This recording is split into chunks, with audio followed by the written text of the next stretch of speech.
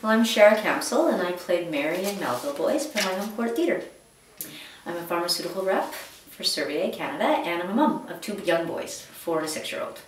I danced as a child a lot in musical theater, and when I went off to university I did drama and theater training, and other than that, not much else. Well, I think the most important thing for me to stay relaxed for an audition is being present and really taking, if it's a cold read, taking the sides when I get there, which is the script, and just trying to be in the moment as much as possible. And it's great when the other actor is also in the moment and we just listen to one another. And if I don't worry about anything else around me, then I can be as relaxed as possible. The insecurity is always the scariest part about an audition, because you want to be wanted and good for the role, and you're obviously not always wanted, and you're often not good for the role, and so it's just insecurity of rejection, I think, because it is rejection. Well, coming up, Langham Court's putting on Rabbit Hole, which is a brilliant play, and I think my dream role would be to play Becca.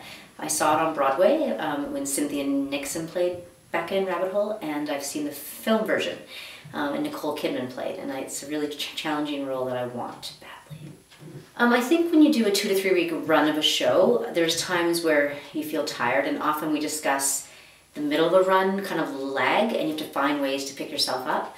But then all of a sudden it comes to the end, like tonight's our closing night, and I'm so sad and I don't want it to end. So it's just like everything in life. When you're a brand new mom, it feels like it's never going to end, and then all of a sudden you look around and your kids are 2 and 4, and so, no, I really enjoy the runs, and I don't want it to be over. Well, we do a lot of fun focus games on stage beforehand, and especially with this cast. This cast really knows how to focus each other and bring the energy up, because they've all worked a lot. They've worked more than I have in the theater world, and they have a lot of games and exercises that gets us all focused and ready to go back on. And I think everyone has a routine. I listen to music to get myself excited. There's a song by Jeff Buckley, Hallelujah. It's a sad song, but I listen to it before I go on stage every night, and I hope that it gets me to a place where I can find tears when I'm on stage. Everyone has their thing, I don't know. The biggest challenge for me during this play is balancing everyday life and being here. I want to be here so badly, and I would love to be able to do this for an income, but that's not possible, so I have to go to work every day, and I have 2 small children. So I think at times my own guilt of doing what I loved and then not being able to be there for my kids as much as I'd like. But every night they do say, break a leg, Mom, and run out and kiss me, and so, you know, I'm doing what I love, and when do I get to do that? So it's okay. But it takes me 2 hours to get ready before a show.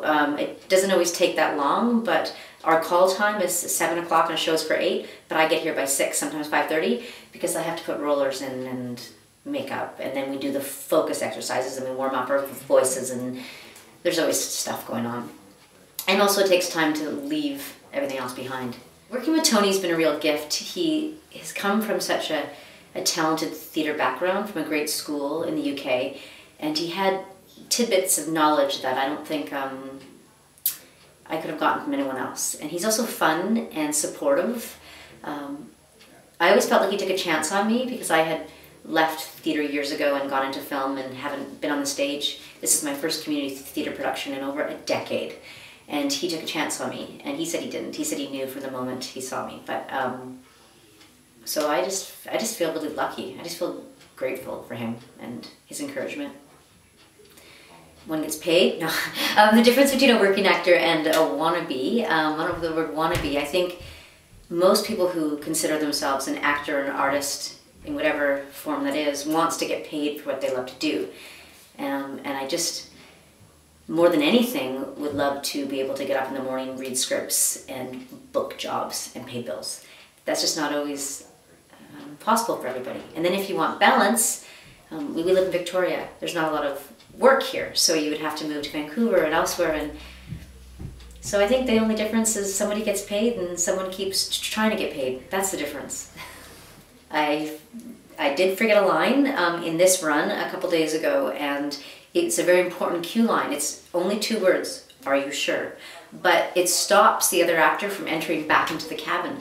So I'm watching him do this business, which just is action, and I didn't know why he was getting his cup and pretending to do stuff, and I was looking at him, that's new, and I realized it's because I hadn't physically stopped him with my voice, which is, are you sure? So, yeah, yes, that happens. And it's that freezing moment on stage, okay, and then all of a sudden everyone else picks it up. And it's happened to everyone in this run, and that's the difference with live theater and film, is you can't say, cut, I want to do it again. Or the director can't say, cut, you just keep going. For this particular show, I memorized my lines by working with my husband. He would just read everyone else's lines to me, and we just would an hour every night. And then also I would just cover them up, just like cue cards when you're at university. Memorization, and then after, when they're in your head, putting emotion behind them. And the most fun thing when you memorize a script is all of a sudden you realize there's little bits of the words that actually mean something that you never realized before. And then every time you say them, they say it a bit differently, and things come out. I think as an actor, everyone connects differently. For me, I connect to my characters by trying to just see the realness in them. In this particular play, there's always a human side to everybody. Mary, the character I play, her husband left her. She's on her own, and she has to take care of her mother and her very juvenile sister, and just kind of gets the job done. And I just find a way of how anybody would feel in that situation. And if I was a woman whose husband walked out on me, how would I feel? And therefore I put it in, and just it's just intuitive, trying to connect to people in any way you can, you know, so it's real. Getting to be other people. I love people, and I always say, every job I've ever had, it's been with people, and I always say that I want to eat people up, I want to know their stories, I want to know who they are, and I think with acting you get to do that. You get to take somebody and you get to interrogate them on your own and create something out of it, and I love it, absolutely love the joy. I feel alive. I feel more alive when I'm acting than with anything else, and it's such a gift. It makes me even teary. It's such a gift, and I feel really lucky to get to do it.